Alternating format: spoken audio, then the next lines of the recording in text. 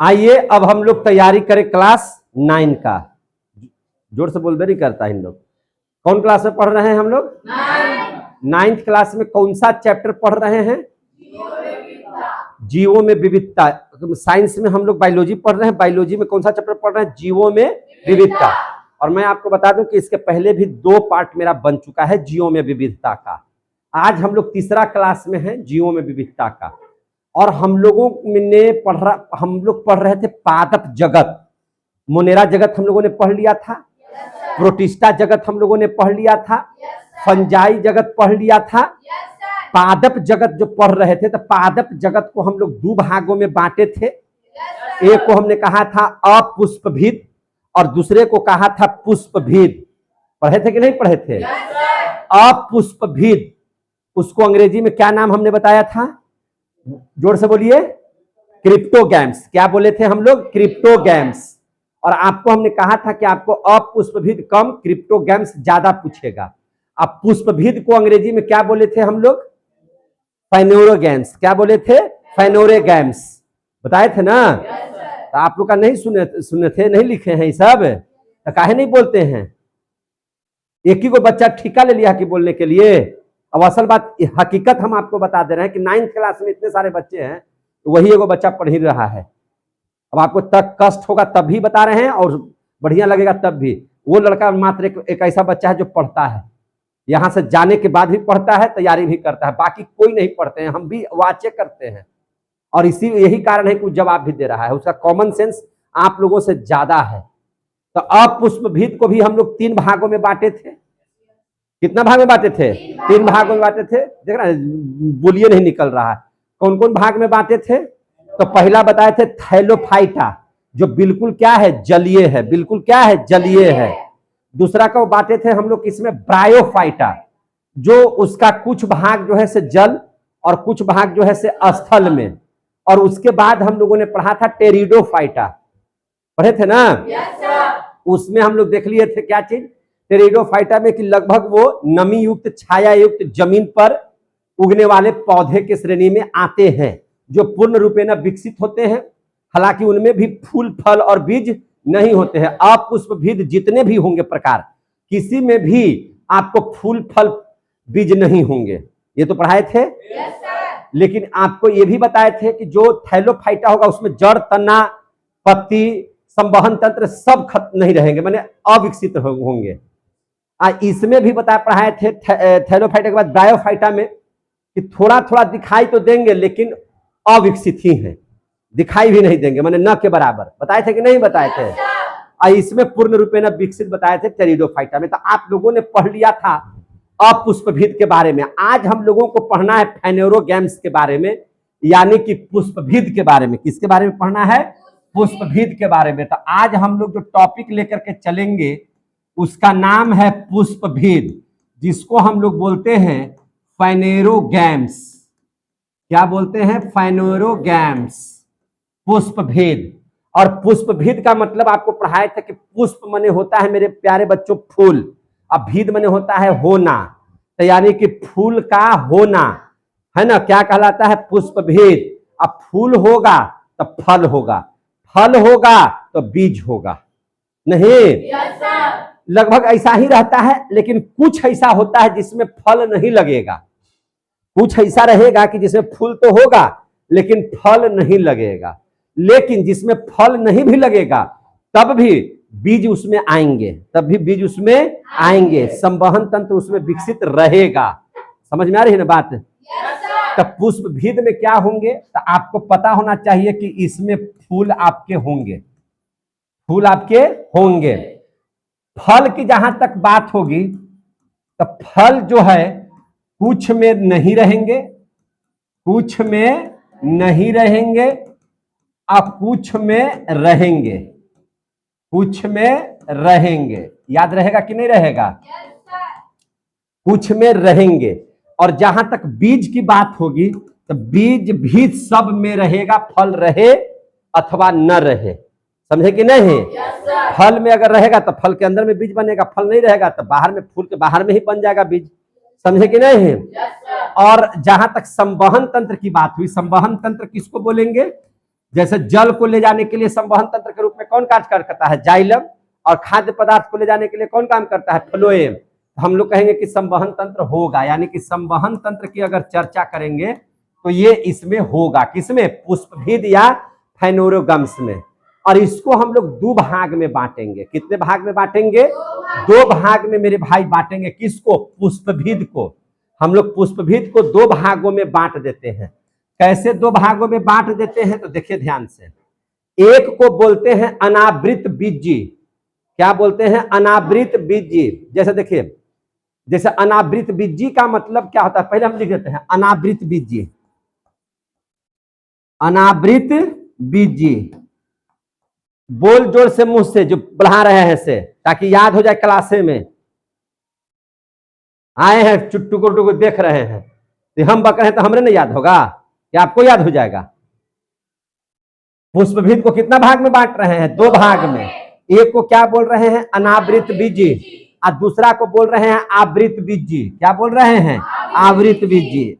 अब इसका अर्थ समझने का प्रयास कीजिए। अनावृत बीजी का मतलब क्या हो गया? देखिए, जैसे देखिए, बीज के ऊपर आवरण का नहीं होना, अमने नहीं, अमने नहीं। और अनावृत बीजी के मतलब क्या हो गया? जो आवरण होता है बीज के ऊपर, जो आवरण होता है, माने जो परत रहता है, उसका नहीं होना, उसका नहीं होना। जैसे आप चना देखे हैं, चना, चना को आप जब छिलकोइया को हटाइएगा तो दो भाग में बढ़ जाता है, बढ़ जाता है दो भाग में। तो ऊपर एक आवरण है कि नहीं है? तो जिसमें आवरण ना हो अनावृत बीजी, और जिसमें आवरण हो उसको हम लोग कहते हैं आवृत बीजी। समझ में आ गई बात? जैसे देख लीजिए, अगर आपके ऊपर आवरण का मतलब क्या है? जैसे आपका शरीर, सबका शरीर एक समान है लगभग। अगर आप कपड़ा पहन लिए, आपका जो कपड़ा है वह आवरण है। कपड़ा नहीं है तो आप नंगे हैं। आप क्या हैं? नंगे हैं। और कपड़ा पहन लिए तो आपके ऊपर कुछ ना कुछ ढका हुआ है। समझ में आ गई बात? तो जब कपड़ा नहीं है तो अनावृत बीजी, और जब कपड़ा है तो आवृत बीजी। कपड़ा बोले तो आवरण, कपड़ा बोले तो आवरण। समझ में आ रही है बात? तो अब यहां से समझ लीजिएगा, इसमें तो नहीं है आवृत बीजी में कपड़ा नहीं ना है, आवरण नहीं ना है। तो आवरण नहीं है तो यह बीज होगा नग्न। कैसा हो जाएगा? नग्न। तो इसको हम लोग नग्न बीजी भी कहते हैं। इसको हम लोग क्या कहते हैं? नग्न बीजी। आवृत बीजी, अनावृत बीजी भी बोलते हैं या नग्न बीजी भी बोलते हैं। अंग्रेजी में इसको बोला जाता है जिम्नोस्पर्म। क्या बोला जाता है? जिम्नोस्पर्म। समझ में आ रहा है बात? इसको क्या बोला जाता है? जिम्नोस्पर्म। यानी कि इसको क्या हम बोलेंगे? अनावृत बीजी को हम लोग क्या बोलेंगे? कि बीज के ऊपर आवरण नहीं, बीज के ऊपर आवरण नहीं। अगर आवरण नहीं है तो उसको बोलेंगे अनावृत बीजी। समझ में आ गई बात? और आवरण नहीं है मतलब वो नंगा है, तो नंगा को हम लोग बोलते हैं नग्न। तो नग्न बीजी बोलेंगे। क्या बोलेंगे? नग्न बीजी। इसी को अंग्रेजी में क्या बोलेंगे? जिम्नोस्पर्म। क्लियर हो गया? एक होता है बीज जिसके ऊपर आवरण होता है। क्या होता है? आवरण होता है। इसका मतलब हो गया बीज के ऊपर आवरण है, बीज के ऊपर आवरण है ना, है नहीं हो बोलिएगा तो बीज के ऊपर आवरण है तो आवृत बीजी। समझ में आ गई बात? और ये चूंकि देखिए ये नग्न नहीं ना है। अरे भैया जब आप कपड़ा पहन ले तो आप नग्न नहीं ना हैं, यानी कि हो गया अनग्न बीजी। इसको क्या बोलेंगे? अनग्न बीजी। समझ में आ रहा बात? इसको बोलेंगे अनग्न बीजी। इसको बोले थे जिम्नोस्पर्म, तो इसको बोलेंगे एंजियोस्पर्म। क्या बोलेंगे? एंजियोस्पर्म। एंजियोस्पर्म। ये नाम आपको याद ही होना चाहिए। हम पुष्पभिद के दो भागों में बांट दिए, पहला और दूसरा। क्लियर हो गया कि नहीं हो गया? अब इन दोनों के बारे में बारी बारी से हम लोग पढ़ लेते हैं। समझे कि नहीं? तो सबसे पहला हम लोग पढ़ लेते हैं किसके बारे में? तो अनावृत बीजी के बारे में। किसके बारे में? अनावृत बीजी। अब देखिए ध्यान से, अनावृत बीज के बारे में पढ़ लेते हैं। इसी को हम लोग बोलते हैं नग्न बीज। क्या बोलते हैं? नग्न बीज। या इसी को हम लोग बोलते हैं जिम्नोस्पर्म। क्या बोलते हैं? जिम्नोस्पर्म। एकदम शांति से पढ़ते चलिए और समझते चलिए। इसका मतलब सीधा सीधी होता है कि जिस पर आवरण नहीं है, जिस बीज पर कोई कवर नहीं लगा हुआ है। जैसे मोबाइल के ऊपर में आप ग्लास लगा देते हो तो आवरण हो गया, वो क्या हो गया, आवरण। और उस ग्लास को हटा देते हैं तो क्या हो गया, नग्न हो गया, है कि नहीं? हटा दीजिएगा तो क्या हो जाएगा, नग्न हो गया, यानी कि वह अनावृत हो गया। क्या हो गया, अनावृत हो गया। क्लियर हो गया? अब बताइए इसमें, अभी तो हम लोगों ने पढ़ाया कि इसमें जितना भी होगा, इसमें जितना भी होगा अनावृत बीजी में, वो आप ध्यान में रखिएगा कि संवहन तंत्र पूर्ण रूपेण विकसित होगा। संवहन तंत्र पूर्ण रूपेण विकसित होगा, लेकिन इसमें फल नहीं होता है, इसमें फल नहीं होता है। हम लिखवाए थे ना पुष्पविद में कि कुछ में फल होगा और कुछ में फल नहीं होगा। तो जितने भी अनावृत बीजी होंगे ये वाला जितने भी होंगे, उनमें किसी में फल उल नहीं रहेगा, सीधे बीज बनेगा और बीज फल के बाहर होगा। फल के बाहर हो गया, फल नहीं है तो फल के बाहर नहीं बन रहा है। समझ में आ रही है ना बात? तो इसमें क्या लिखेंगे, अनावृत बीजी में क्या समझे आप लोग? 2-3 बात। तो पहला बात समझे कि संवहन तंत्र पूरी तरह विकसित है। संवहन तंत्र क्या है, पूरी तरह से विकसित है। संवहन तंत्र पूरी तरह विकसित है। क्लियर हो गया? दूसरी बात क्या हम लोग समझे, तो दूसरी बात समझे कि फल नहीं होता है, फल नहीं होता है, फल नहीं होता है। क्लियर हो गया? तीसरी बात क्या है, जब फले नहीं है तो बीज कहां बनेगा, फल के बाहर। बीज कहां बनेगा, फल के बाहर। तो बीज फल के बाहर होता है, फल के बाहर होता है। बीज कहां होता है, फल के बाहर होता है। क्लियर हो रहा है कि नहीं हो रहा है ना? क्या बीज के ऊपर कोई आवरण होता है? नहीं। एकदम ये सब लिखना है आप लोगों को, है ना? इसमें सीधा क्या लिखेंगे कि बीज के ऊपर कोई आवरण नहीं होता है, बीज के ऊपर कोई आवरण नहीं होता है। अगर आपको ये सब लिखने के लिए आ जाए कि अनावृत बीजी या जिम्नोस्पर्म या नग्न बीज किसे कहते हैं, तो आपको ऐसे लिखना पड़ेगा, है ना? बीज के ऊपर कोई आवरण नहीं होता है। देखिए बीज के ऊपर आवरण नहीं होता है, तो देखिए बीज के ऊपर जब आवरण नहीं होगा तो वह बीज बहुत ज्यादा सुरक्षित नहीं होगा, और बहुत ज्यादा सुरक्षित नहीं होगा तो उसको कोई भी नुकसान कर देगा। समझे कि नहीं? कोई भी क्या कर देगा, नुकसान कर देगा, जीव जंतु उसको खा पका के खत्म कर देगा। तब हम लोग करते क्या हैं, आपको ये सब पौधे भी, ये जितने भी ऐसे अनावृत बीजी वाले जो पेड़ पौधे मिलेंगे वो यहाँ मिलवे ही नहीं करेंगे। वो ऐसे जगहों पर उगेंगे जहां पे आबादी कम हो, जहां पे जानवरों का, मनुष्यों का, जंतुओं का आबादी क्या हो, कम हो। समझे कि नहीं? और ये जब हुलक करके देखेंगे बीजवा इसका, तो उसको कोई नुकसान नहीं पहुंचाए कोई जीव जंतु, उन जगहों पर ये उगेंगे। तो अब तो यहाँ पे अगर उगेगा तो सब उसको खत्म कर देगा, तो इस जगह पर नहीं उगते हैं, ये इस जगह पे नहीं उगते हैं। तो कहाँ उगेंगे? तो ऐसे जो पौधे होंगे, ऐसे जो पेड़ होंगे, ऐसे जो पौधे होंगे, वो ज्यादातर उगते हैं बर्फीली या पहाड़ी भागों में। कहाँ उगेंगे? बर्फीली या पहाड़ी भागों पर मिलते हैं। समझ में आ गई बात? एकदम दिमाग से समझिए। मैंने पहले ही कहा कि बायोलॉजी समझने का चीज है, आप इसे समझते चलिए। समझे कि नहीं? अब ये इस पर कोई आवरण नहीं है तो सुरक्षित नहीं है, मुलायम है, एकदम मैंने नाजुक है। अगर इधर रहेगा तो इसको कोई भी नुकसान पहुंचा देगा। तो ये ऐसे जगहों पर उगेंगे जहां पे आबादी क्या हो, कम हो। तो कहां पे आबादी हम लोगों का कम है? तो बर्फीली जगह पर आबादी है ज्यादा, पहाड़ी भागों में ज्यादा आबादी मिलता है। तो भैया ऐसे इनके जो पेड़ पौधे होते हैं, है ना, ऐसे पेड़ पौधे, ऐसे पेड़ पौधे कहां उगते हैं? बर्फीली या पहाड़ी, बर्फीली या पहाड़ी जगहों पर मिलता है, जगहों पर उगता है, कर देते हैं, उगता है। कोई दिक्कत है? उगता है। और याद रखिएगा, इनके जो पौधे होते हैं ना, पेड़ पौधे, इनका माने अनावृत बीजी, जो बीज हुआ, अनावृत बीज हो गया, उससे जो पेड़ या पौधा तैयार होगा, समझे कि नहीं? तो उनसे जो पेड़ पौधा तैयार होगा वो काफी लंबे, एकदम तार की तरह लंबे, जैसे यूकेलिप्टस सबका नाम सुने हैं ना, एकदम काफी लंबे होंगे। क्या होंगे? काफी लंबे होंगे। और बहुत मजबूत होंगे। काफी लंबे होते हैं और बहुत मजबूत होते हैं। तो हम लिखेंगे कि इनके पौधे, इनके पेड़ पौधे, इनके पेड़ पौधे कैसे होते हैं? काफी लंबे, है ना? कैसे होते हैं? काफी लंबे, मजबूत होते हैं। काफी लंबे मजबूत होते हैं। काफी लंबे और क्या होते हैं? मजबूत होते हैं। और बहुवर्षीय होते हैं। और क्या होते हैं? बहुवर्षीय। बहुवर्षीय का मतलब क्या? माने बहुत सालों तक जिंदा रहने वाले बहुवर्षीय होते हैं।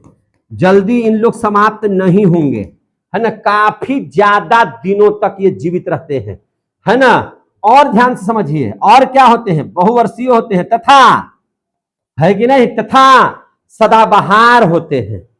कैसे होते हैं? सदाबहार होते हैं। सदाबहार होते हैं। हमेशा इनमें हरियाली रहेगा, हमेशा खुशनुमा पौधे होंगे, हमेशा ये लोग उन्हें हंसते खेलते रहेंगे, है ना? या बसंत ऋतु में इनके पेड़ पौधे, है ना, पत्तियां ज्यादा नहीं गिराएंगे। जैसे इधर देखिएगा, बसंत ऋतु में आम उम का, अमरूद का, शीशों का, शीशम का, सबका पत्तियां क्या हो जाती है? गिर जाती हैं। लेकिन इनकी पत्तियां जल्दी नहीं गिरती हैं। ये हमेशा सदाबहार होते हैं, नए नए पत्तों को जन्म देते हैं, है ना? उसके बाद ये अपना पत्ता त्यागते हैं, समझे कि नहीं? हमेशा सदाबहार होते हैं। और इनसे जो बने वन होते हैं उसको सदाबहार वन कहते हैं। उनको कौन सा वन कहते हैं? सदाबहार वन। हमेशा एकदम हरा भरा रहेगा, तो इसलिए इनको है ना, सदाबहार कहते हैं। और इनमें खूब लकड़ी होता है ना? जिसको हम लोग बोलते हैं जंगली लकड़ी बोलते हैं ना। तो ये सब चूंकि जंगलों में ही उगते हैं, पहाड़ी इलाकों में ही उगते हैं, बर्फीली जगहों में ही उगते हैं ऐसे पौधे, तो इनको, इनमें लकड़ी काफी होता है, जिसके काफी फर्नीचर वगैरह बनाए जाते हैं। पूरा लकड़ी उकड़ी का सामान इसे बनाया जाता है। यानी कि ये काष्ठीय होता है। कैसा होता है? ये काष्ठीय होता है। यह काष्ठीय होता है, याद रखिएगा, यह काष्ठीय होता है, मैंने काफी लकड़ी रहेगा। और इसमें एग्जाम्पल में पूछेगा कि अनावृतबीजी पौधे के नाम बताइए, तो एग्जाम्पल में आप कम से कम 2 पौधे का नाम एकदम याद रखिएगा।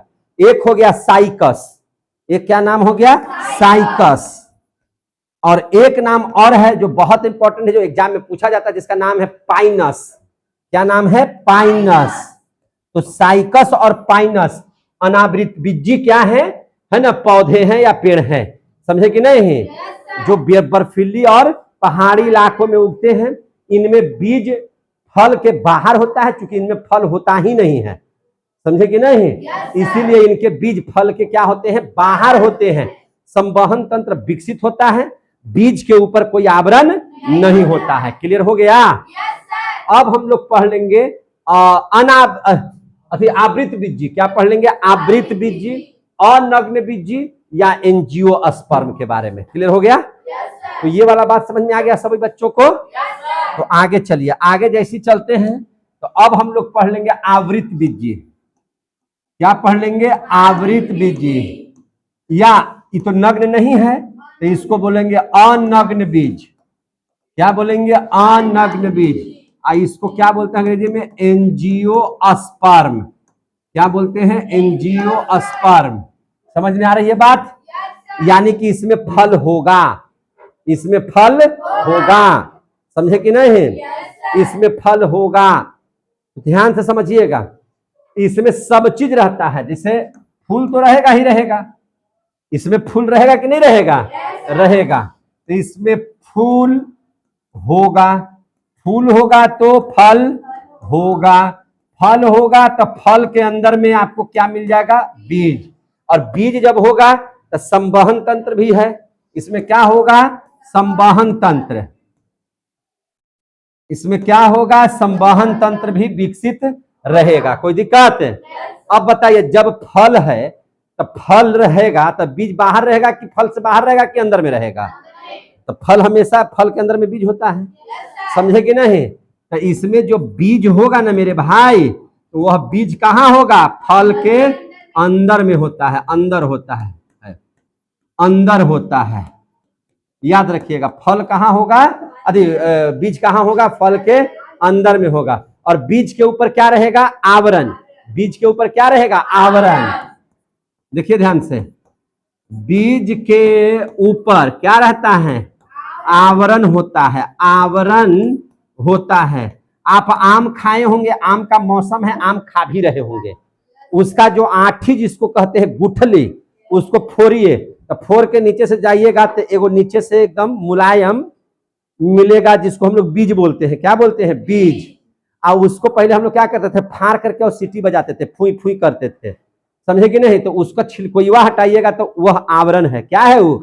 आवरण है, समझे कि नहीं? जैसे चना में, चना को आप छोड़ा लीजिए, छोड़ा करके जब उसको निकालते हैं तो चनवा में ऊपर ऊपर एकदम हरियर रहता है, तो उसको अगर हटाइएगा तो दो भाग में बढ़ जाता है। बढ़ जाता है कि नहीं? तो अमवा के अंदर में, गुठली के अंदर में जाइएगा तो नहीं रहता है दिल टाइप का बनाया हुआ बीज?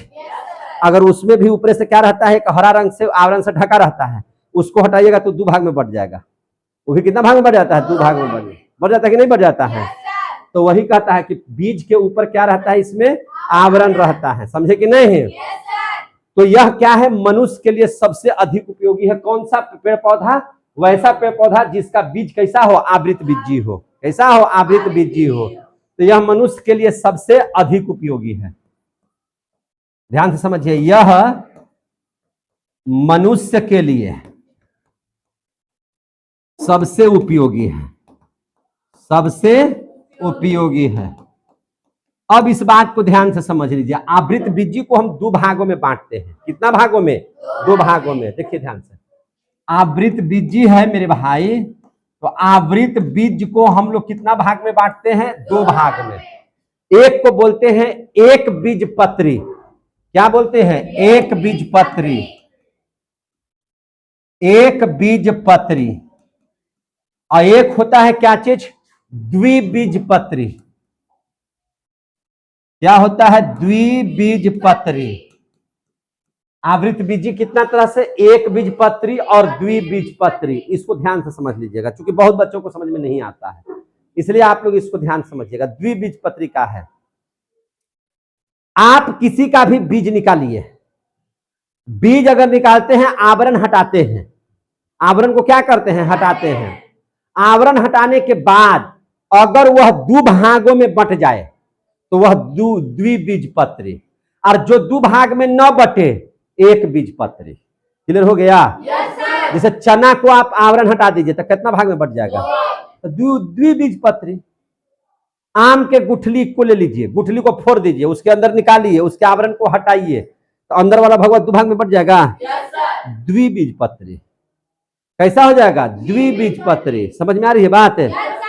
तो ये सब जितना, जैसा अमरूद भी आप देखें ना, अमरूद का बीचा, उस बीचा छोटा होता है इसलिए आप प्रयोग नहीं कर पाइएगा, लेकिन उस बीचा को फोड़िएगा तो उसके अंदर में भी बीज निकलेगा, और उस बीज को अगर आवरण हटाइएगा ना तो वो भी दो भाग में बढ़ जाएगा, तो उसको क्या बोलेंगे? द्विबीजपत्री।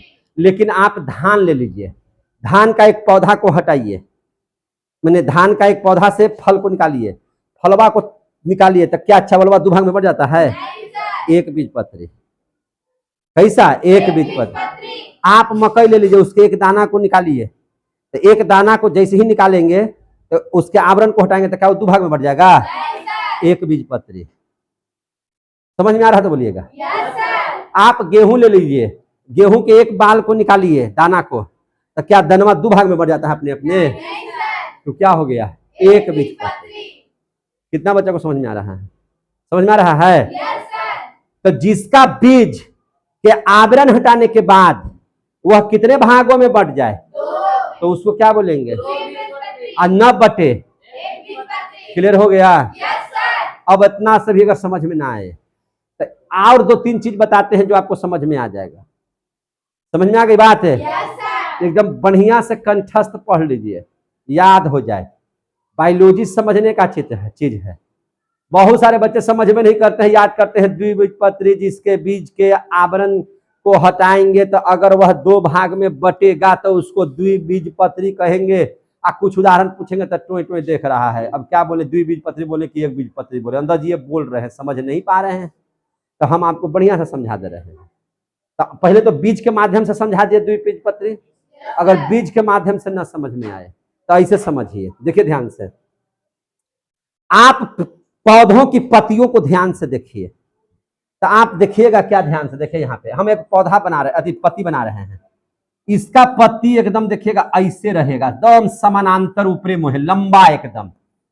इसको ऐसे ऐसे समानांतर के मतलब ऐसे ऐसे सिरा रहेगा इसका, ऐसे ऐसे सिरा कैसे रहेगा आप देखिए ध्यान से, सिरा ऐसे ऐसे रहेगा। कभी धान का पौधा का पत्ती देखे हैं? तो चिरिएगा तो ऐसे नहीं चिराएगा, लंबे में चिराएगा। कैसे चिराएगा? लंबा में है। द्विबीजपत्री को ध्यान से देखिए, इसका जो पौधा रहेगा वो छोटा भी रहेगा और उसमें ऐसी सिराएं रहेंगी, देखिएगा ऐसे ऐसे कटल छटल रहेगा, पूरा ऐसे ऐसे सिरा निकल रहेगा। समझ में आ रही है बात? ऐसे ऐसे सिरा रहेगा। जैसे आम का पत्ता ले आइए, पीपल का पत्ता ले आइए तो उसमें ऐसी सिरा निकल रहेगा। लेकिन धान का पौधा, गेहूं का पौधा, केला का पौधा, केला का पौधा देखे कि नहीं देखे हैं? ऐसे ऐसे रहेगा, ऐसा से चिरिएगा तो ऐसे निकलेगा, नहीं निकलता। धन वाला देखे कि नहीं देखे हैं? तो ये हो गया, देखिए इस समानांतर कहलाएगा। देखिए इसके जस्ट सामने इस सिरा, इसके जस्ट सामने इस सिरा, इसके जस्ट सामने इस सिरा, इस सिरा, ऐसे ऐसे रहता है। तो इसको बोलते हैं कैसा सिरा? समानांतर सिरा। इसको क्या बोलते हैं? समानांतर सिरा।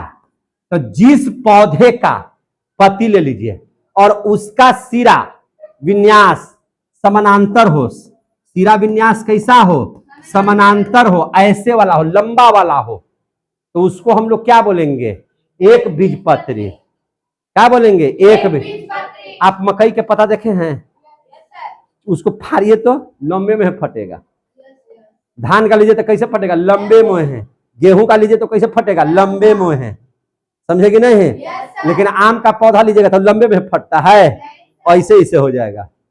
हो जाएगा कि नहीं हो जाएगा? ऐसे टाइप में फटेगा, जन्य मन तन्य, इस तरह से बहुत सारा रहेगा, है कि नहीं? सिरा देखे कि नहीं पत्ता में? ऐसे रहेगा। तो जिसका पत्ता का सिरा ऐसे तो द्विबीजपत्री, और जिसका पत्ता का सिरा ऐसे एक बीजपत्री। अब समझ में आ गया? अब समझ में आ गया? अब नहीं समझ में आ रहा था, आओ एगो विधि समझा रहे हैं। आप किसी पौधा को उखाड़ दीजिए जड़ सहित। कैसे उखाड़ दीजिएगा? जड़ सहित। तो आप कभी देखिए, धान ले लीजिए, धान का उखाड़िए, क्या चीज सहित एकदम उखाड़ लीजिए, जड़ सहित उखाड़ लीजिएगा तो उसका जड़वा देखिएगा ना, तो उसका जड़वा ऐसे ही से रहेगा, ढेर मनी जकड़ रहेगा एके में, ऐसे ही से रहेगा, ऐसे रहेगा। देख रहे हैं कि नहीं? एकदम पूरा एकदम ऐसे ही से निकल रहेगा, एकदम झखाड़ टाइप के। कैसे निकल रहेगा? झखाड़ टाइप के। घास उसके देखे हैं? झखाड़ टाइप के निकल रहेगा। तो अगर जिसका जड़ ऐसे झखाड़ टाइप का, तो सब हो जाएगा एक बीजपत्री। समझे कि नहीं? लेकिन आप देखिए तो जरा सा आम के जड़ को, तो एक तो ऐसे जड़ आएगा, अंदर में है ऐसे खोपचा निकल करके आएगा, इसमें देखिएगा ऐसे निकलेगा जड़, ऐसे निकलेगा जड़, एकरे में से ऐसे निकलेगा, ऐसे निकलेगा, ऐसे निकलेगा, ऐसे, और फिर इसी जगह में से ऐसे निकलेगा, फिर इसी जगह में से ऐसे, और फिर इसमें से भी ऐसे निकले लगा, फिर ऐसे निकले लगेगा। देख रहे हैं कि नहीं देख रहे हैं? फिर इसमें से निकलेगा, ऐसे निकलेगा, पूरा एकदम। देख रहे हैं? क्या इसका झखाड़ टाइप का है कि लंबा लंबा टाइप का है? देख रहे हैं कि नहीं? इसका इसी से बढ़ते जाएगा, इसका देखिएगा ना तो ऐसे ही से बढ़ेगा।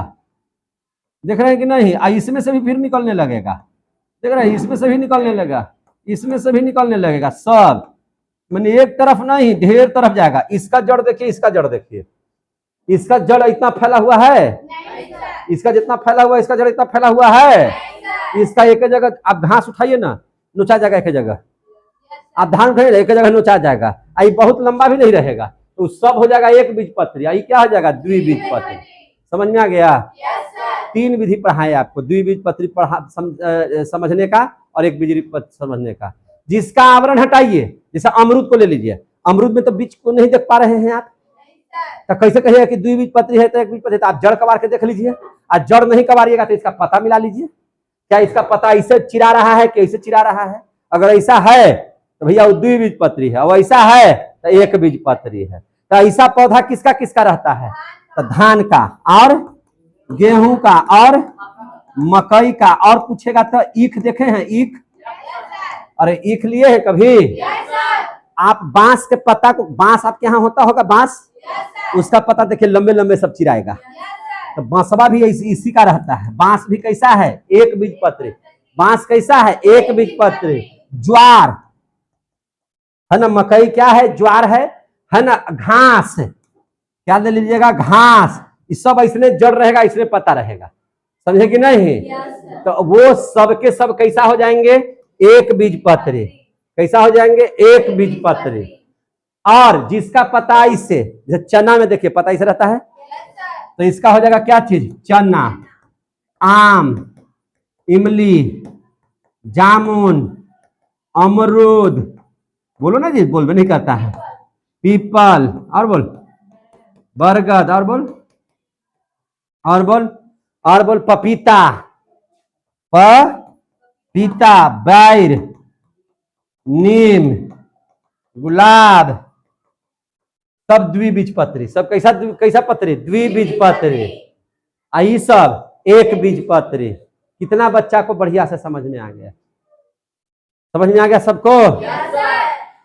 ढेर बच्चा को समझ में नहीं आता कि एक बीजपत्री मैंने क्या, द्विबीजपत्री मैंने क्या। आपको अगर नहीं समझ में आया तो बोलिए, आ गया समझ में?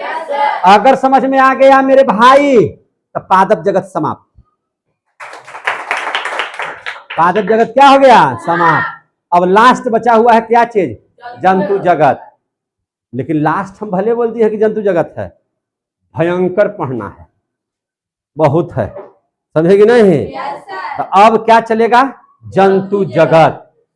भयंकर है ये, है कि नहीं? खूब बड़ा है। 11th में भी पढ़ना है, याद रखिएगा। किस में पढ़ना है, 11th में भी। बायोलॉजी से जो बच्चा लीजिएगा वो पूरा पढ़िएगा इसको, समझेगी नहीं? तो यहाँ भी पढ़ना है, 9वीं क्लास में भी पढ़ना है, और क्लियर हो गया? अब हम लोग क्या पढ़ेंगे, जंतु जगत। लास्ट जगत है लेकिन बहुत बड़ा है, समझे कि नहीं? तो सबसे पहले इसकी विशेषता पढ़ते हैं। सबसे पहले क्या पढ़ते हैं, इसकी विशेषता, समझे कि नहीं? देखिए ध्यान से, सबसे पहले इसकी विशेषता पर चर्चा करते हैं मेरे भाई। विशेषता इसकी क्या है? तो भैया जितना भी जंतु होगा बहुकोषीय होगा।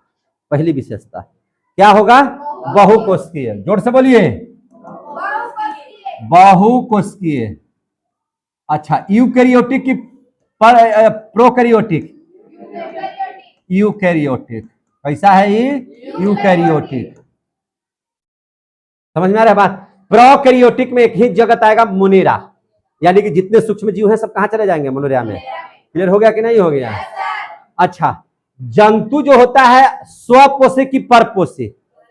परपोषी। क्या होता है, परपोषी। आप लोग बोलिए सो यहाँ सुनाई दे, यहाँ पे सुनाई देगा तो मोबाइल में जाएगा। तो वो होता है परपोषी।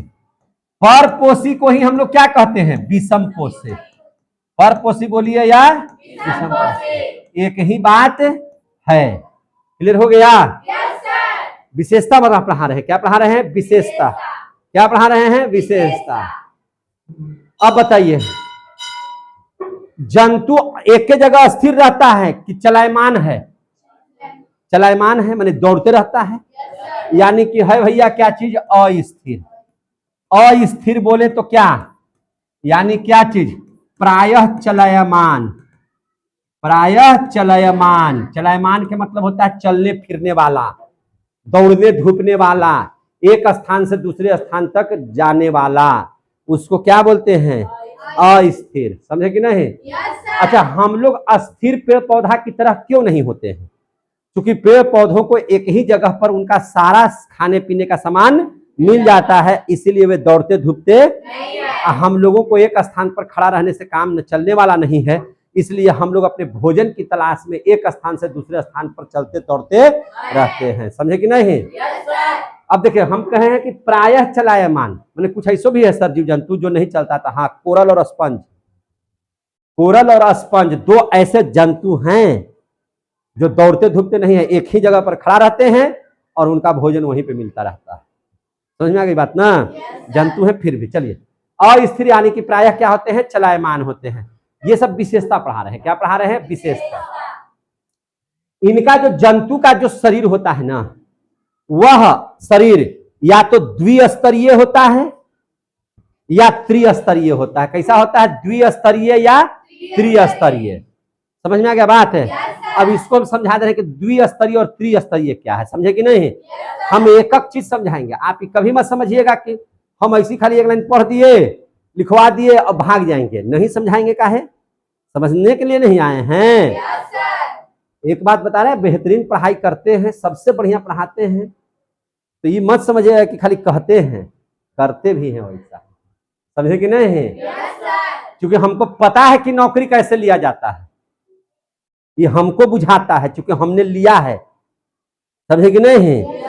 बीपीएससी कैसे पास करना चाहिए ये हमको पता है क्योंकि हम भी खुद बीपीएससी पास हैं, है ना? तो ये हमको बुझाता है एक बच्चे का दर्द कि वह बच्चा को अगर नहीं, कोई भी बच्चा को अगर गवर्नमेंट जॉब में अगर नहीं जा रहा है या सक्सेस नहीं कर रहा है तो कहीं ना कहीं उसकी पढ़ाई में, शिक्षा में कमी हुई है, जिसका खामियाजा आप भुगत रहे हैं। क्लियर हो गया? अगर आपको सही शिक्षा मिले, सही एजुकेशन मिले तो आप सक्सेस कीजिएगा। बेसिक की जानकारी बहुत बढ़िया होनी चाहिए और कभी मत सोचिएगा, है ना, दूर के ढोल हमेशा सुहावन होता है, याद रखिएगा, समझे कि नहीं? आप कभी भी गलती मत कीजिएगा। सब पोल धीरे धीरे लोगों का खुल रहा है कि नहीं खुल रहा है? इसलिए जो हम लोग कहते थे ना कि जो दिखता है वही बिकता है, गलत बात है, समझे कि नहीं? जो दिखता, माने जो दिखता है वो बिकता है, पहले बोला जाता था, लेकिन नहीं, आज के समय में है जो मेहनत और खटता है वही मार्केट में टिकता है, समझे कि नहीं? जो मेहनत ईमानदारी से खटता है वही मार्केट में टिकता है। जहां जिस संस्था में आप पढ़ रहे हैं, इस संस्था का 45 साल होने जा रहा है। आप अंदाजा लगा लीजिए, 45 साल झूठ बोल करके आप नहीं टिक सकते हैं। टिक सकता है कोई? मेहनत, ईमानदारी और अनुशासन, मेहनत, ईमानदारी और अनुशासन, यही 3 मूल मंत्र इस संस्था को जिंदा रखे हुए। मेहनत, ईमानदारी और अनुशासन। क्लियर हो गया? हम सब चीज के साथ समझौता कर सकते हैं, आपके पढ़ाई के साथ कभी हमको समझौता करना पड़ेगा तो ये हम नहीं कर सकते हैं। ये आप देखते हैं, आप 4 घंटा पढ़ते हैं, 4 घंटा में कभी भी संस्था के द्वारा आपको छुट्टी दिया जाता है क्या कभी बाहर जाने के लिए? ऐसा थोड़ी होता है कि घंटी लगी अब आप आराम से सब बच्चा बाहर निकल करके 5 मिनट एकदम गप सड़ाका किए, दूसरे संस्था जैसा फटाक से टीचर आ जाते हैं कि नहीं आ जाते हैं? तो हम चाहते हैं कि भैया आप गरीब के बच्चे हैं और गरीब का बच्चा जो है वो गरीबी में न मरे, वो कुछ ना कुछ प्राप्त कर ले। और गर्व होता है कि इस 45 साल में अनगिनत, जिसकी गिनती नहीं की जा सकती है, इतना बच्चा यहां से सक्सेस हुआ, समझे कि नहीं? इतना बच्चा सक्सेस हुआ है जिसकी गिनती हम लोग नहीं कर सकते हैं। हम भी यहीं के माने प्रोडक्ट हैं, यहीं से जीवन का शुरुआत हुआ, नौकरी चाकरी सब यहीं से लग गया, है ना? सक्सेसफुल हो गया। आप लोग भी सक्सेस हो जाएगा, बशर्ते ईमानदारी से शिक्षा ग्रहण करते जाइए, है कि नहीं?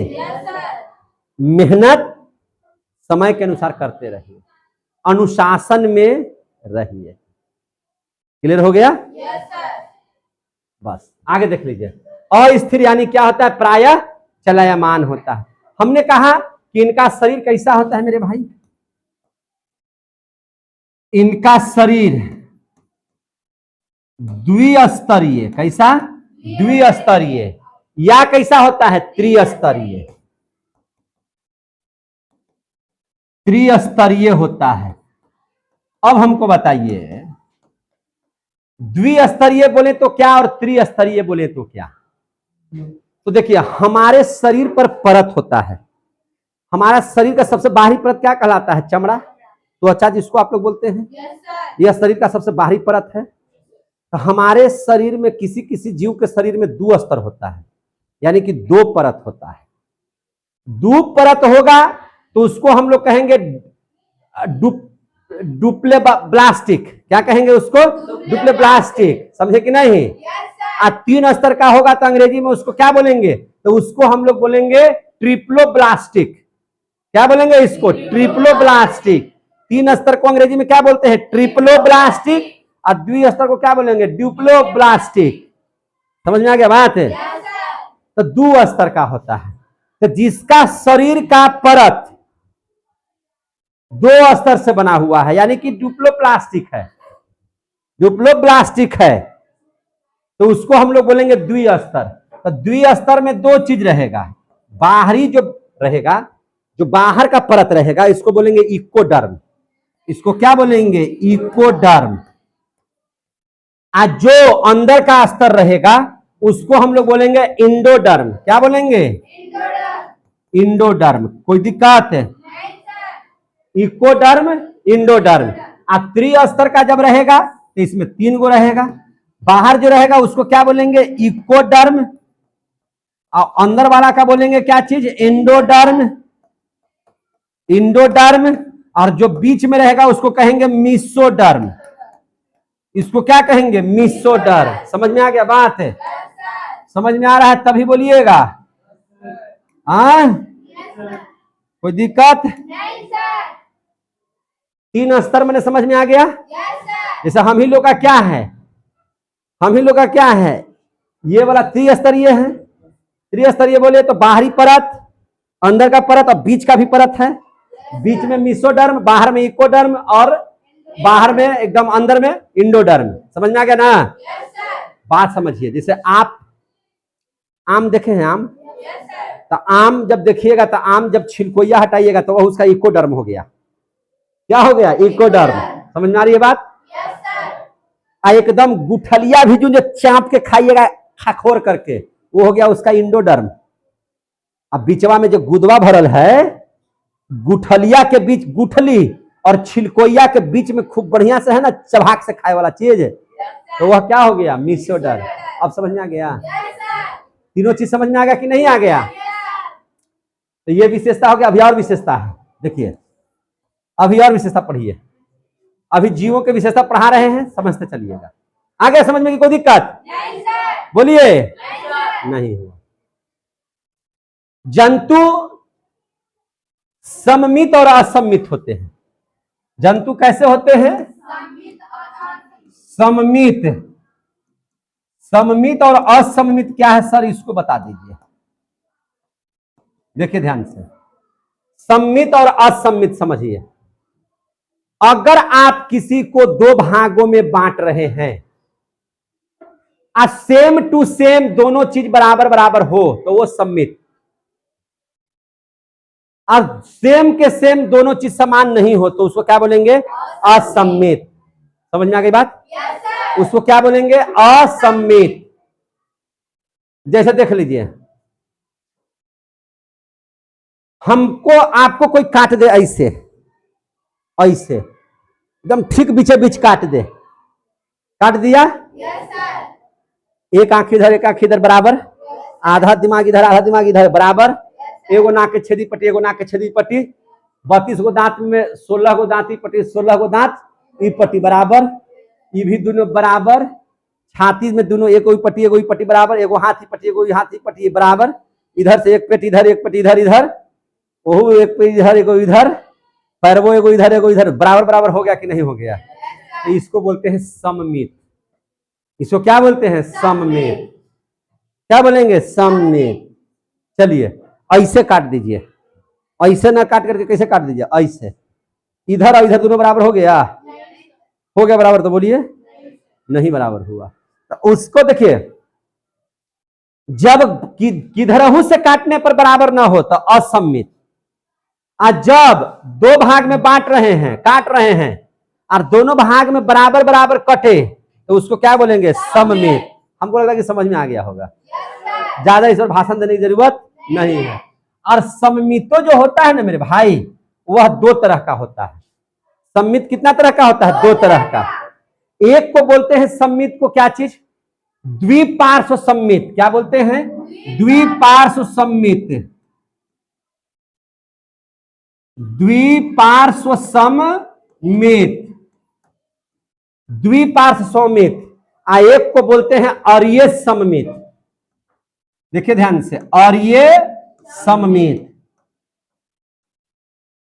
द्विपार्श्व सममित हो गया तो इसको हम लोग बोलते हैं अंग्रेजी में बाइलैटरल। क्या बोलते हैं? बाइलैटरल।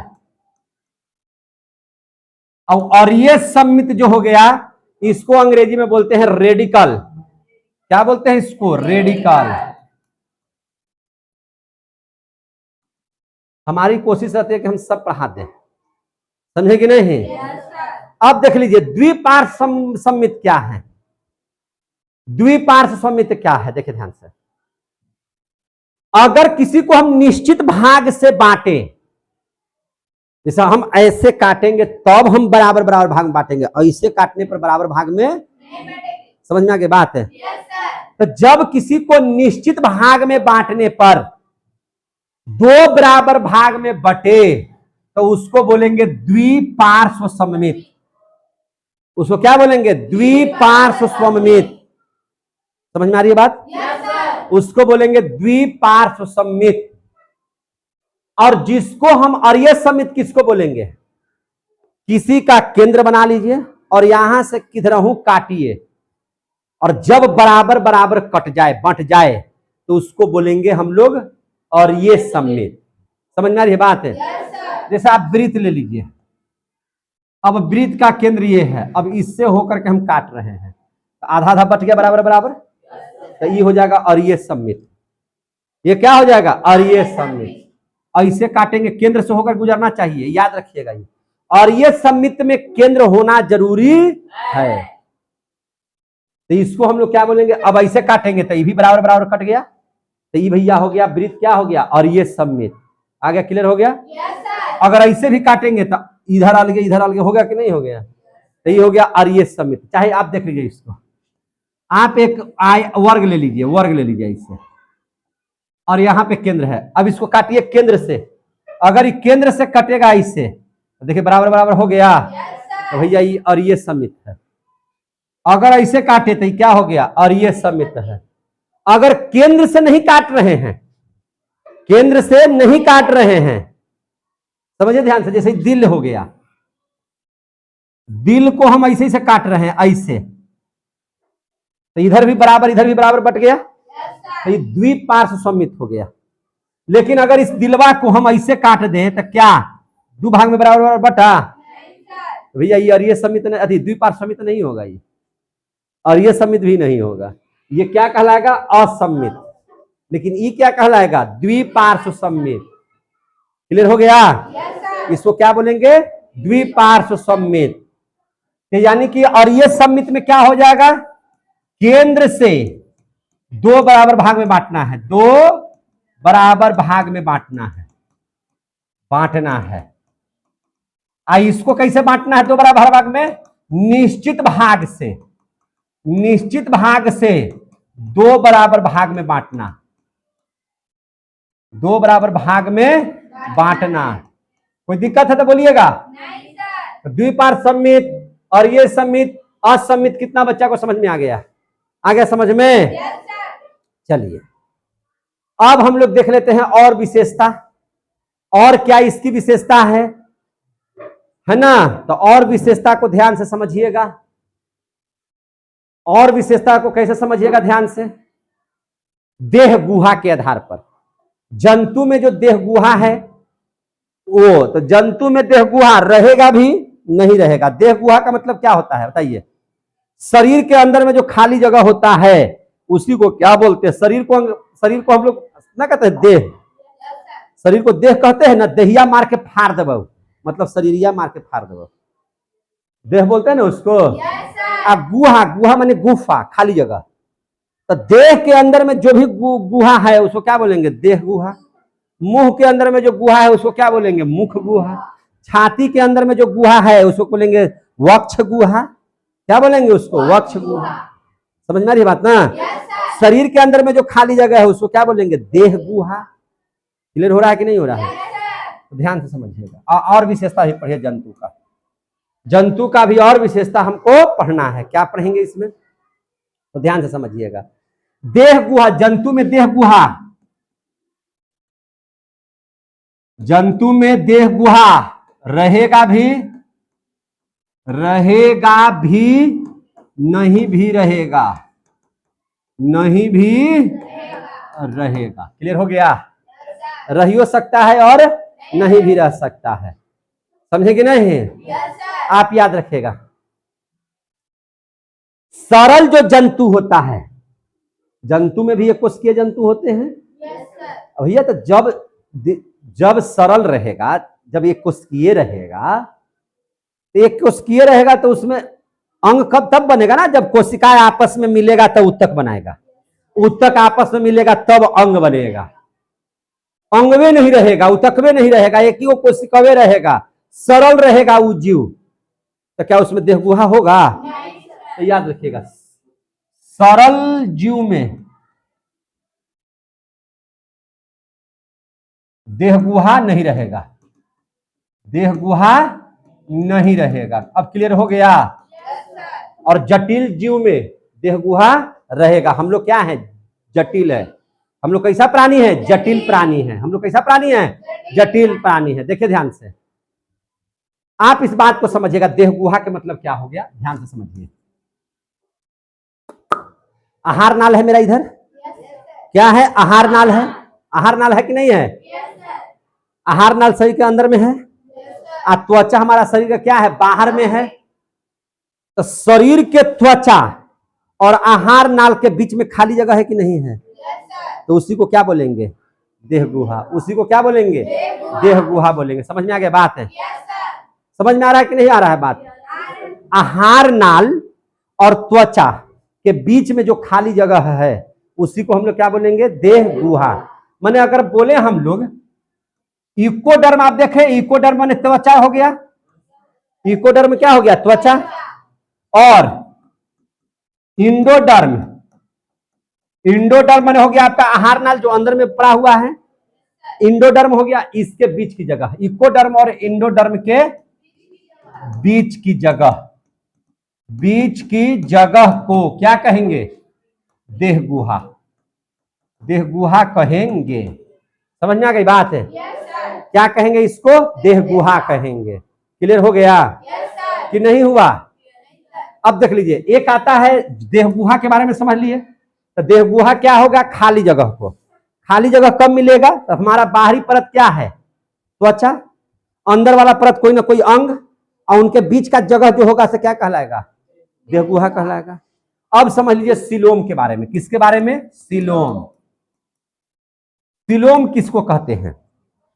ध्यान से समझिए, देह गुहा किसको कहते हैं? समझ में आ गया? खाली जगह को, शरीर के अंदर में खाली जगह को देह गुहा कहेंगे। समझेगी नहीं?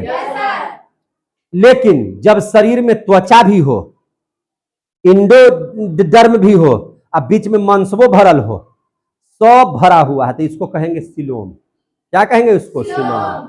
जब तीनों चीज शामिल हो, कौन कौन? पहला बाहरी को का क्या हो गया? इकोडर्म, मिसोडर्म बीच वाला जगह, मिसोमांस, मिसोडर्म और इंडोडर्म। ये तीनों को अगर आपस में मिला करके बनाएंगे तो इसको क्या बोलेंगे? सीलोम। इसको क्या बोलेंगे? सीलोम। तो कुछ जीव में सीलोम रहेगा भी और कुछ में नहीं भी रहेगा, नहीं भी रहेगा। जैसे जो सरल जीव है उसमें सीलोम नहीं रहेगा, लेकिन हम लोग में सीलोम रहेगा। सीलोम बोले तो त्वचा भी होगा, मांस भी होगा, आहार नाल भी होगा। समझे कि नहीं? तो ये रहेगा आपको। क्लियर हो गया कि नहीं हो गया? और विशेषता पढ़िए जंतु में। अभी आज हम लोग खाली विशेषता पढ़वे करेंगे। और क्या विशेषता है? तो जंतु में नोटोकार्ड होता है। अब बताइए सर नोटोकार्ड क्या है, जरा समझिए। जंतु में क्या होता है? नाटोकार्ड, नोटोकार्ड, नोटोकार्ड। समझे कि नहीं? नोटो ऐसे लिखे, नोट क्या लिख दिए यार, है ना? क्या बोल रहे हैं हम? नोटोकार्ड। ऐसे नोटोकार्ड। जंतु में क्या होते हैं? नोटोकार्ड। तो जंतु में नोटोकार्ड पाया जाता है। अब समझिए ध्यान से, जंतु में नोटोकार्ड पाया जाता है। चलिए अब इसको समझिए नोटोकार्ड क्या है। चलिए यहां से यहां तक एक हड्डी है, एक देखे ना हड्डी है ना बड़ा सा, ऐसे है हड्डियां। ओहो, है ना इस हड्डी, और इस हड्डिया में देखिएगा, समझेंगे नहीं, इस हड्डी में ध्यान से देखिएगा तो आपको द्रव भरा हुआ है। क्या भरा हुआ है? द्रव। क्या भरा हुआ है? रीढ़ की हड्डी नहीं बोल रहे हैं हम, यहां से यहां तक देखिए, है कि नहीं? इस सब में क्या भरा हुआ है? द्रव। इस सब में क्या भरा हुआ है? द्रव। इसी द्रव को नोटोकार्ड बोलते हैं। इसी द्रव को क्या बोलते हैं? नोटोकार्ड। आगे समझ में? इस रीढ़ की हड्डी में जो द्रव भरा रहता है उसी को क्या बोलते हैं? नोटोकार्ड। और ये होता, देखिए होता क्या है इसमें कि द्रव जब टाइट होता है, क्या होता है? टाइट, तो ऐसे ऐसे हड्डी बनाने लगता है, ऐसे ऐसे क्या बनाने लगता है? हड्डी। और ये जोड़ी कै गो बनाता है? 13 गो। कै गो जोड़ी बना देता है? 13 गो। समझ में आ रही है बात है? 13 जोड़ा हड्डी का ये निर्माण करता है टाइट होकर के। जब ये द्रव क्या हो जाएगा? टाइट हो जाएगा, तो यानी कि द्रव है, तो यानी कि मुलायम है वो। तो जब तक वो मुलायम है तब तक वो नोटोकार्ड है, और वही क्या हो जाएगा? टाइट हो जाएगा सूख करके, तो क्या बना देगा? हड्डी। कितना तरह का हड्डी बना देगा? 13 जोड़ा। तो इसको बोलते हैं रीढ़ की हड्डी। इसको क्या बोलते हैं? रीढ़ की हड्डी बोलेंगे। और जब तक रीढ़ की हड्डी नहीं है, द्रव है, तो इसको क्या बोलेंगे? नोटोकार्ड। क्या बोलेंगे इसको? नोटोकार्ड। तो प्रत्येक जीव में नोटोकार्ड होता है, प्रत्येक जीव में नोटोकार्ड होता है। समझ में आ गया बात है? समझ में आ रही है बात है? तो प्रत्येक जीव में नोटोकार्ड होगा। टाइट होकर के द्रव हड्डी बना लेता है ना? जंतु में नोटोकार्ड पाया जाता है। नोटोकार्ड क्या है? भरा हुआ द्रव। भरा हुआ द्रव। इसमें भरा हुआ द्रव क्या कहलाता है? नोटोकार्ड कहलाता है। समझे कि नहीं? और जब टाइट हो जाएगा तो क्या बना लेगा? रीढ़ की हड्डी। उसी को बोलते हैं क्या चीज? रीढ़ की हड्डी। समझे कि नहीं? ये सब सूचना को एकत्रित करके किसको दे देता है? रीढ़ की हड्डी को देता है। और ये कहाँ पहुंचा देता है? ब्रेन में पहुंचा देता है बात को। क्लियर हो गया? ये जो 13 को हड्डी जो आया है वो ऐसे यहां से आकर के ऐसे जुटता है पसली में। समझ में आ रही है बात ना? यही पीछे से आकर के हम लोगों को आगे जुटा हुआ रहता है। क्लियर हो गया? चलिए आगे देखिए। टाइट होकर के द्रव क्या बना लेता है? हड्डी बना लेता है। क्लियर हो गया ना? यहां तक समझ में आ गया कि नोटोकार्ड पाया जाता है। अब चलिए इसमें क्या लिखा है, तब नोटोकार्ड समझाइए दिए। जंतु में गिल्स होता है, याद रखिएगा। जंतु में क्या होता है? गिल्स। गिल्स को हम लोग क्या बोलते हैं जी? गिल्स होता है। गिल्से को हम लोग क्या बोलते हैं? गलफड़ा। तो सर मनुष्य में थोड़ी गलफड़ा होता है, पहले होता था, अब नहीं होता है। लेकिन मछली में आज गिल्स होता है ना, जिसे सांस वगैरह लेता है। तो जंतुओं में क्या होता है? गिल्स। अब नहीं होता है, पहले होता था। गलफड़ा से पहले छोटा छोटा बच्चा जो है हम लोगों का गर्भ के अंदर में सांस वगैरह सब लेता था। समझे कि नहीं? अब विकसित हो गए। अरे झुकनी, समझ में आ गया? तो जंतु में क्या होता है? गिल्स होता है। और जंतु की क्या विशेषता है? तो जंतु में पूंछ का अवशेष रहेगा। कुछ जंतु में पूंछ रहेगा, कुछ जंतु में पूंछ का अवशेष रहेगा। जैसे हम लोग में अवशेष है, पूंछ नहीं है लेकिन अवशेष है। ये जो यहाँ पर जो आया, यही हड्डिया जो आया यहाँ तक पीछे, और यहाँ पे आके पतला हो गया, तो पहले हम लोगों का भी पूंछ हुआ करता था, ऐसे पूंछ निकलता था हनुमान की तरह। हनुमान जी के पूंछ था ना, तो वो पूंछ पहले हम लोग को भी रहता था, लेकिन अब हम लोगों को पूंछ नहीं रहता, लेकिन उसका अवशेष है यहाँ पे। तो यही बात लिख रहे हैं कि जंतु में क्या रहता है? पूंछ का अवशेष रहेगा। जंतु में पूंछ रहेगा या अवशेष रहेगा? अवशेष रहेगा। हम लोगों को भी पूंछ होता तो क्या होता? हम लोगों का भी पूंछ होता तो क्या होता बताइए तो? हम लोग को भी पूंछ होता तो हम लोग भी पूंछ हिलाते ऐसे ऐसे, है कि नहीं? और हम लोगों के यहाँ सिनेमा क्या बनता पता है? हम लोग आज सिनेमा क्या बनता है? आज सिनेमा बनता है कि दिलवाले दुल्हनिया ले जाएंगे। लेकिन जब हम लोग का पूंछ होता तब फिल्म निकलता पूंछ वाले दुल्हनिया ले जाएंगे। नहीं, हम लोगों का पूंछ के बाद समझिए, हम लोग आज क्या मोछ पर ताव देते हैं। ये मुछ नहीं तो कुछ नहीं। पहले कहा जाता जब पूछ रहता तब कहा जाता जब पोछ नहीं तो कुछ नहीं, है कि नहीं? लोग डायलॉग मारता है कि नहीं? ऐसे ही हुआ भरे दरबार में। भरे, अच्छा लगा तो तालियों बजा दीजिएगा। भरे दरबार में लक्ष्मण ने मजाक उड़ाते हुए हनुमान जी से कहा, हनुमान को चिढ़ाने के लिए कहा, सीता मैया से राम जी भरे दरबार में, भरे दरबार में, दरबार भरा हुआ है, लक्ष्मण जी मजाक कर रहे हैं हनुमान के बारे में और क्या कह रहे हैं कि भैया राम अगर हम लोगों को भी हनुमान की तरह पूछ होता तो कितना मजा आता। सब लोग इस बात को सुन करके ठठा ठठा हंसने लगे। सब कोई क्या होने लगे? हंसने लगे, है ना? कोई कह रहा है कि हम लोग का पूछ होता, पूछ से मारते, पूछ हिलाते, पूछ से सारा चीज करते, पूछ पर खड़ा हो जाते। सब मने मजाक बना रहे हैं। क्या बना रहे हैं? मजाक। हनुमान जी डबडबा गए कि भैया हम लोग को, हमको पूरा मजाक लोग कर दिया। राम जी के भक्त थे, राम जी को यह बात बर्दाश्त नहीं हुआ। राम जी को यह बात बर्दाश्त नहीं हुआ। लक्ष्मण जी से कहे राम जी कि देखो किसी का मजाक उड़ाना नहीं चाहिए।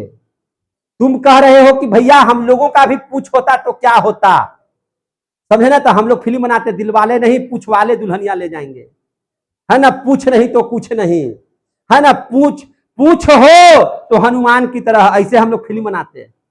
तो सुनो ध्यान से, राम कहते हैं भरे दरबार में कि लक्ष्मण मुझे यह नहीं पता कि हम लोगों का पूछ होता तो क्या होता, हम लोगों का पूछ होता तो क्या होता मुझे नहीं पता, लेकिन सच तो यह है कि अगर यह पूछ वाला नहीं होता तो हम लोगों का क्या होता।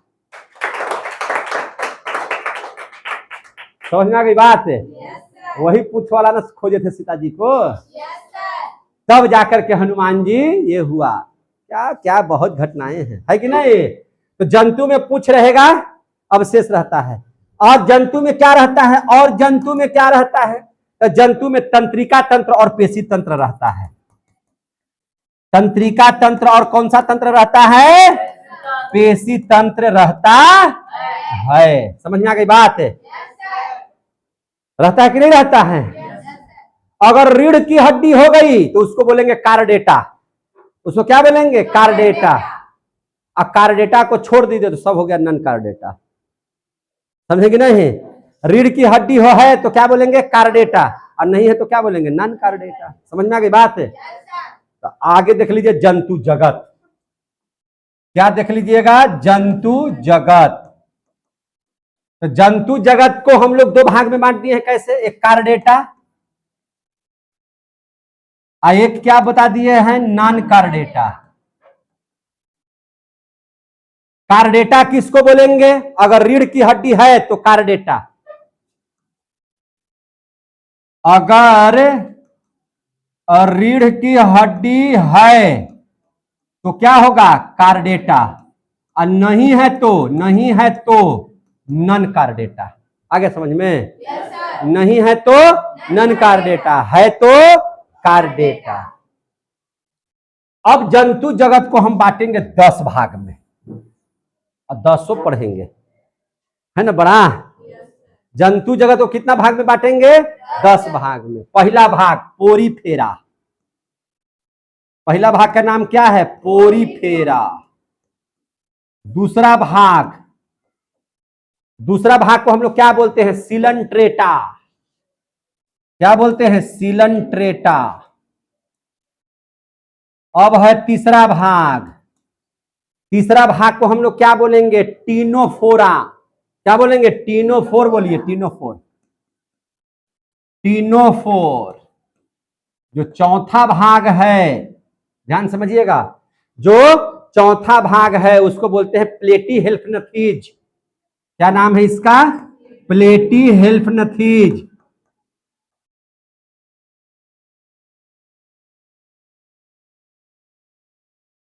प्लेटीहेल्फिन्थीज। पांचवा जो भाग है, पांचवा भाग को बोलेंगे अस्क्लेनेहेल्फिन्थीज। समझे कि नहीं? नाम देख रहे कितना बढ़िया होने आ रहा है।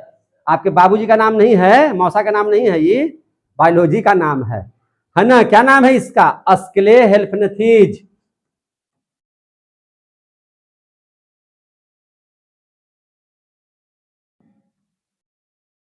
अस्केलेहेल्फिन्थीज। अब छठा नाम समझ लीजिए। जो छठा नाम है उसको बोलते हैं एनेलिडा।